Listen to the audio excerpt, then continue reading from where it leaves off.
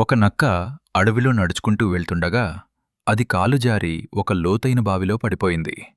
ఎంత ప్రయత్నించినా అది బయటికి రాలేకపోయింది. కొద్దిసేపటికి దాహంతో ఉన్న ఒక మేక అటుగా వచ్చి కిందకి చూసింది.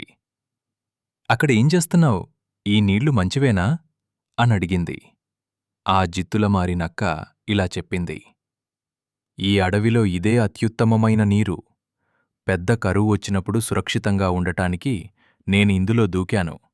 నువ్వు కూడా నాతో చేరాలి. ఏమీ ఆలోచించకుండా ఆ మేక దాని మాట నమ్మి బావిలోకి దూకింది.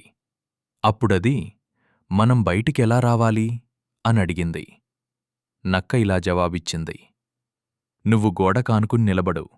నేను నీ వీపుమీద ఎక్కి బయటకు దూకుతాను. ఆ తర్వాత నేను నీకు సహాయం చేస్తాను. మేక ఒప్పుకుంది. నక్క పైకి ఎక్కి బావిలోంచి బయటకు దూకింది. మరియు ఏమీ జరగనట్లుగా నడుచుకుంటూ వెళ్ళిపోయింది. అది ఇలా చెప్పింది.